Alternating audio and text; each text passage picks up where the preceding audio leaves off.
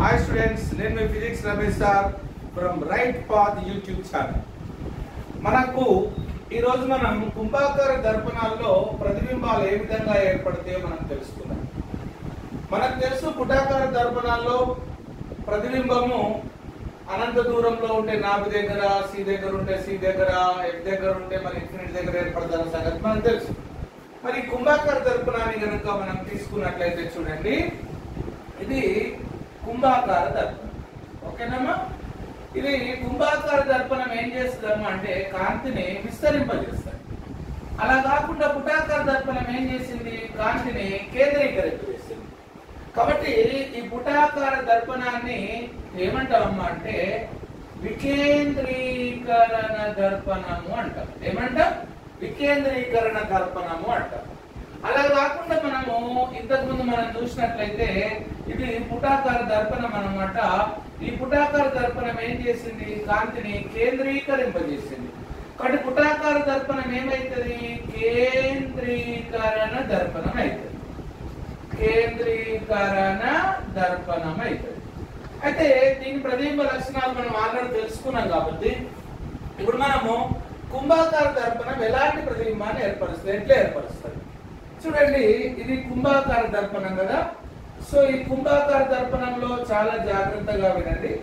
ఇది ధ్రువం, ఇది నాభి, ఇది వక్రతా కేంద్రం, ఇది ఇన్ఫినిటీ, మీకు తెలుసు కదా.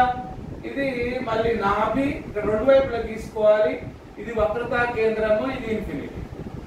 అయితే ఇప్పుడు ఈ అనంత దూరంలో నేను వస్తువును పెడితే వస్తువు నుంచి కాంతి కిరణాలు వచ్చి ఎడబడ్డాయమ్మా అంటే ఇక్కడ పడ్డాయి.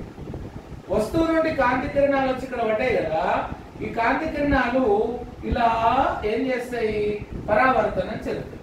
అయితే ఇక్కడ ఉన్నటువంటి మనిషికి ఏమైతుందమ్మా అంటే ఈ కాంతి అనేది ఇట్లా స్ట్రైట్ వచ్చినట్టు అనిపించి అనమాట ఇక్కడ ఏర్పడుతుంది ప్రతిబింబం. ఇక్కడ ఉన్నట్టు ఏర్పడుతుంది, నిటారుగా ఏర్పడుతుంది ప్రతిబింబం.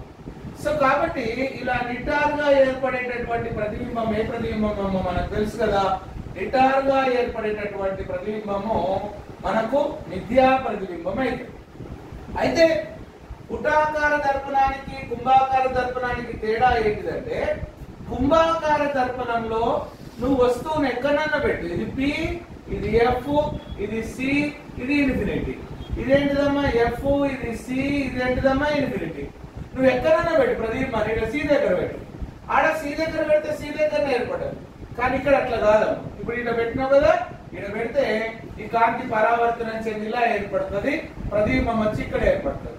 సో కాబట్టి కుంభాకార దర్పణంలో ప్రతిబింబం యొక్క స్థానం ఏంటిది అంటే పి మరియు ఎఫ్ ల మధ్య మాత్రమే కుంభాకార దర్పణంలో ప్రతిబింబాలు ఏర్పడతాయి. సో కాబట్టి ఇక్కడ రాసుకోవాల్సింది కుంభాకార దర్పణంలో ఓకేనా ప్రతిబింబము ఎక్కడ పి ఎఫ్ ల మధ్యనే ఏర్పడును అన్నమాట. ఓకేనా? సో నెక్స్ట్ వన్ మిథ్యా ప్రతిబింబం ఏర్పడదు. మిథ్యా ప్రతిబింబము ఏర్పడదు. తర్వాత చిన్న ప్రతిబింబం ఏర్పడదు. చిన్న ప్రతిబింబం ఏర్పడును అన్నమాట. సో కాబట్టి ఇక్కడ జాగ్రత్తగా గమనించాలి. మన కుంభాకార దర్పణంలో ప్రతిబింబం అనేది పి ఎఫ్ ల మధ్య ఏర్పడుతుంది, నిటారు ప్రతిబింబం ఏర్పడుతుంది, మిథ్యా ప్రతిబింబం ఏర్పడుతుంది. పుటాకార దర్పణంలో మాదిరిగా ఇన్ఫినిటీ దగ్గర ఉంటే ఎఫ్ దగ్గర, సి దగ్గర ఉంటే సి దగ్గర, అదే విధంగా ఎఫ్ దగ్గర ఉంటే ఇన్ఫినిటీ దగ్గర, అట్లా ఈ కుంభాకార దర్పణంలో ప్రతిబింబాలు ఏర్పడవు. ప్రతిబింబాలు అనేటివి వేటి మధ్య ఏర్పడితేమో పి ఎఫ్ ల మధ్య మాత్రమే ఈ కుంభాకార దర్పణంలో ప్రతిబింబాలు ఏర్పడతాయి. మనకు తెలుసు సమతల దర్పణాలను మనసులో చూడడానికి వాడినాం, ఇంటిలో వాడినాం, పెరిస్కోప్ లో వాడినాం. పుటాకార దర్పణాలను దూరంగా ఉన్న వాటిని, చిన్నగా ఉన్న వాటిని చూడడానికి వాడినాం, టెలిస్కోప్ లో గాని, మైక్రోస్కోప్ లో గాని, ఈఎన్టీ డాక్టర్లు వాడేది గాని, షేవింగ్ మిర్రర్లు గాని, అదే విధంగా వాహనాల హెడ్లైట్లు గాని వాడినాం పుటాకార. కుంభాకార దర్పణాలను ఎందుకు వాడతాం అంటే వాహనాలను చూడడానికి వాడతాం. అంటే వాహనాల సైడ్ అద్దాలలో వాడేటివి కుంభాకార దర్పణాలు. అదే విధంగా డ్రైవర్ ఏం చేస్తాడు, ముందర దర్పణాన్ని పెట్టుకుంటాడు. అది ఎందుకోసం పెట్టుకుంటాడమ్మా? వెనక వాహనాన్ని చూడడానికి పెట్టుకుంటాడా, వెనక సీట్లు ఉన్న వాళ్ళని చూడడానికి పెట్టుకుంటాడా అంటే వెనక వాహనాన్ని చూడడానికి ఉండడానికే పెట్టుకోండి. వెనక సీట్లు ఎవరు ఉంటారు? మన వాళ్ళే ఉంటారు. ఇంటికాడికి పోయినాక ఇష్టం ఉన్నంత సేపు చూడొచ్చు. అట్లా కాకుండా వెనక వాహనాన్ని చూడడానికి వాడింది కాబట్టి వెనక వాహనాన్ని చూడడానికి వాడింది అదే దర్పణం అమ్మా, కుంభాకార దర్పణం.